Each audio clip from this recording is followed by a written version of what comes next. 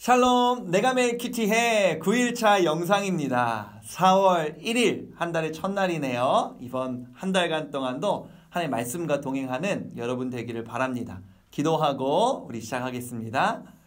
은혜로우신 아버지 하나님, 오늘도 우리에게 말씀을 통하여 가르쳐 주시고 우리는 그 말씀조차 살아갈 수 있도록 은혜를 더하여 주옵소서.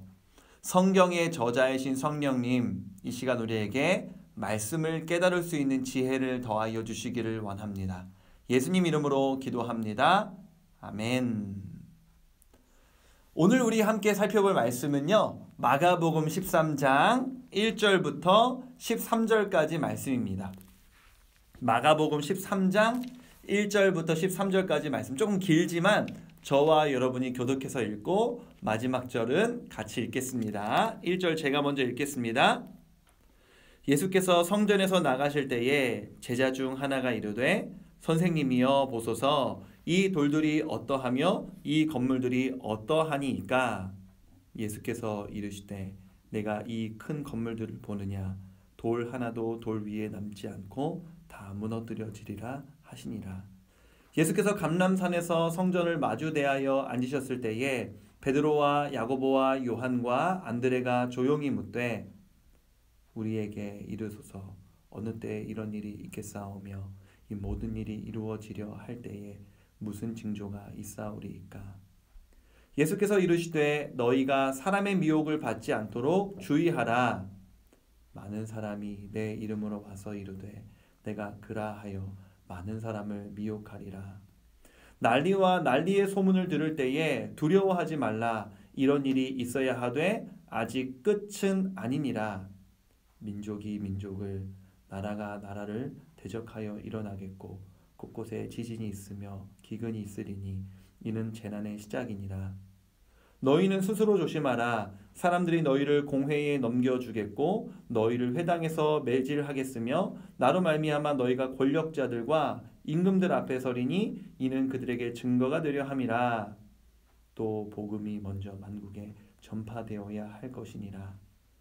사람들이 너희를 끌어다가 넘겨줄 때에 무슨 말을 할까 미리 염려하지 말고 무엇이든지 그때에 너희에게 주시는 그 말을 하라. 말하는 이는 너희가 아니요 성령이시니라. 형제가 형제를, 아버지가 자식을 죽는 데에 내주며 자식들이 부모를 대적하여 죽게 하리라. 함께 읽겠습니다. 또 너희가 내 이름으로 말미암아 모든 사람에게 미움을 받을 것이나 끝까지 견디는 자는 구원을 받으리라. 아멘. 오늘 말씀을 통해 두 가지 메시지를 여러분과 나누고 싶습니다. 첫 번째 메시지는요, 내 안에 우상을 제거하라 입니다. 무슨 이야기인지 한번 나눠보도록 할게요. 어제 큐티 본문에서 예수님이 성전에서 가르침을 주고 계셨잖아요. 그 가르침을 주시다가 생긴 에피소드였는데요. 이렇듯 예수님은 성전이라는 공간 안에서 많은 사람들에게 가르침을 주시곤 하셨는데, 오늘 본문은 성전에서 나오다가 한 제자가 예수님께 대화를 이제 요청하거든요. 그 예수님과 이 제자의 대화 속에서 일어난 에피소드입니다. 오늘 본문 1절을 함께 읽어보도록 할게요. 오늘 본문 1절 한 번 더 읽어봅시다. 시작. 예수께서 성전에서 나가실 때에 제자 중 하나가 이르되 선생님이여 보소서, 이 돌들이 어떠하며 이 건물들이 어떠하니이까? 아멘. 이게 한글 번역 보면 조금 해석이 이게 무슨 말이야? 이럴 수 있는데요. 여기서 보소서라는 이 말은요, 감탄사입니다. 보세요 주님, 와, 이 성전 진짜 이 건물 멋있지 않아요? 너무너무 웅장하고 위험 있지 않아요? 라고 하면서 이 성전의 외형을 보면서 감탄하고 예수님께 동의를 구하는 말을 툭 던진 겁니다.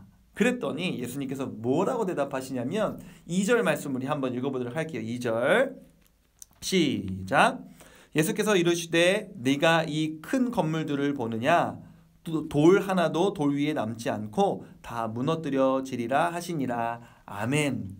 제자가 예수님께 이 성전 너무 멋있지 않아요? 너무너무 멋있는 건물인 것 같아요 라고 말했더니 예수님께서 엄청난 이야기를 하십니다. 이거 다 무너질 거야.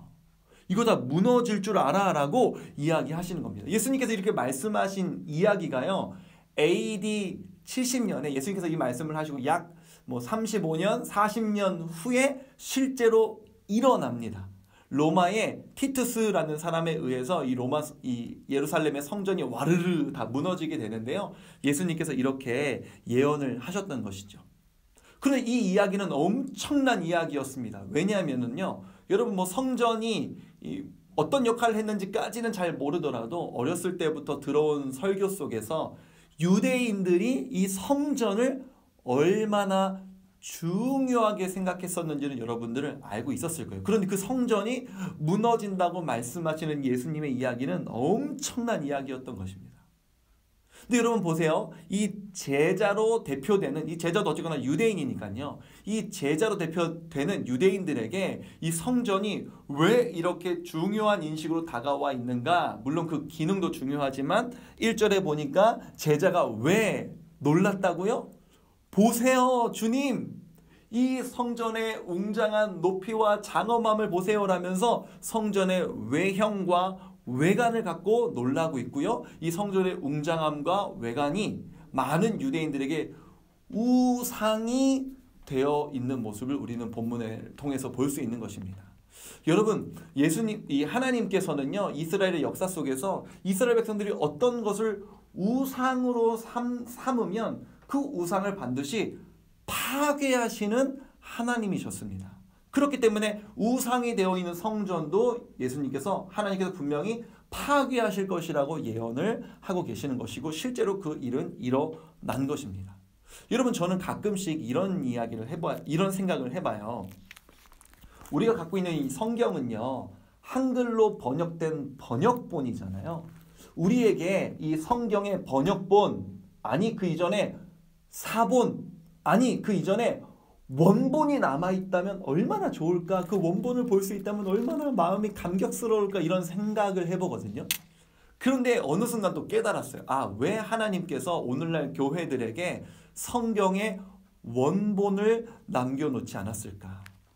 여러분, 성경에 원본이 있었다고 생각해 봅시다. 그럼 그 원본을 갖기 위해 얼마나 많은 사람들이 전쟁하고요. 전쟁에서 그 원본을 가졌다고 칩시다. 그럼 그 원본을 갖고 얼마나 많이 돈을 벌려고 했겠습니까?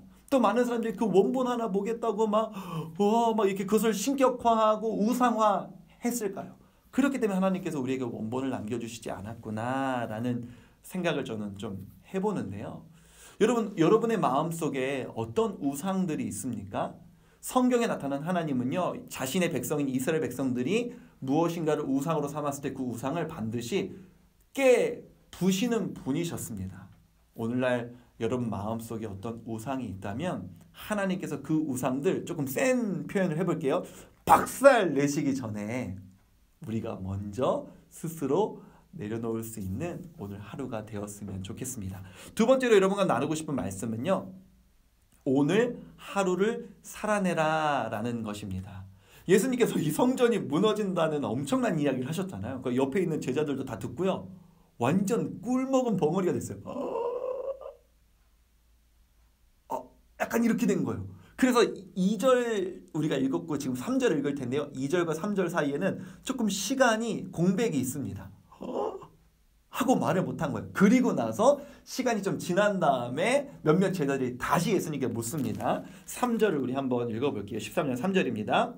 예수께서 감람산에서, 시간이 좀 지났다는 것이죠. 예수님께서 감람산에서 성전을 마주 대하여 앉으셨을 때에 베드로와 야고보와 요한과 안드레가 조용히 묻되, 크게도 못 물어보고 조용히 물어봐요. 주님, 아까 성전이 무너진다고 하셨는데 그게 어떤 의미이세요? 그 일이 언제 일어나는 거죠? 그게 4절입니다. 우리에게 이르소서 어느 때에 이런 일이 있겠사오며 이 모든 일이 이루어지려 할 때에 무슨 징조가 있사오리까?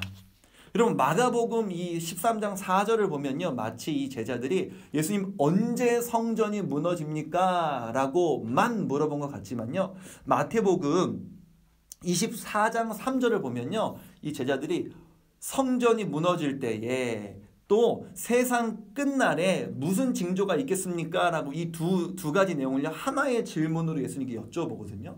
왜냐하면 유대인들의 머릿속에 성전이 무너진다는 것은 곧 세상이 멸망하는 것처럼 그들의 세계관 속에는 여겨졌던 거예요. 그러니까 세상 끝날에 무슨 일이 있겠습니까? 라는 질문을 던지고 이에 대해서 예수님께서 대답하시는데요. 5절부터 12절까지 내용을 보면 다 읽진 않겠지만 여러 이야기가 나옵니다. 사이비 거짓 메시아들이 올 것이다. 또 전쟁과 국가적인 재난이 있을 것이다. 또 많은 성도들에게 고난이 임할 것이고 그러나 그 고난 가운데 성령의 도우심으로 여전히 복음은 전파될 것이다. 여러 가정들이 아픔을 겪고 깨어지게 될 것이다. 이런 내용들을 예수님께서 전달해 주십니다. 세상 끝날 날에는 이런 일들이 있을 것이다. 근데 여러분 혹시 발견하셨나요? 이 일들은요, 예수님께서 말씀하신 이 5가지 일들은요, 오늘 우리에게도 있는 일입니다. 거짓 메시아들이 많이 나와 있죠. 막 제가 예수입니다. 뭐 이렇게 얘기하는 사람 우리나라에도 뭐 자기가 예수님이라고 말씀하시는 그 예수님들이 한 50몇 명 계신다고 하더라고요. 예수님이라고 자기가 이야기를 하고요. 국가적 재난과 전쟁, 이 어떻게 보면 코로나도 국가적 재난이잖아요. 그 외에 전쟁들, 또 성도들에게 임할 고난, 우리 뭐 고난 받고 있고요. 그럼에도 불구하고 복음이 전파되고 가정이 깨어지는 것들은 지금도 일어나고 있는 일이거든요. 여기서 알 수 있는 것 한 가지. 오늘 우리가 살고 있는 지금이 바로 마지막 때라는 것입니다.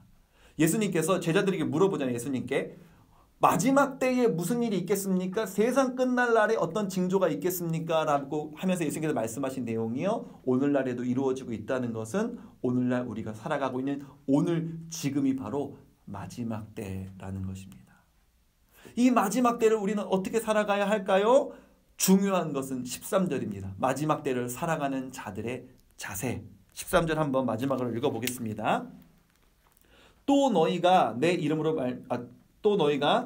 말미암아 사람에게 미움을 받을 것이나 끝까지 견디는 자는 구원을 받으리라. 끝까지 견디는 자. 끝까지 견딜 것을 요구하시는 것을 우리 볼 수 있죠.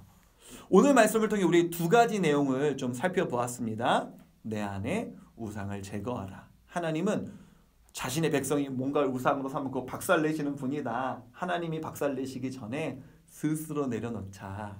2번째로는요. 힘겨운 오늘 하루를 살아내자는 것입니다.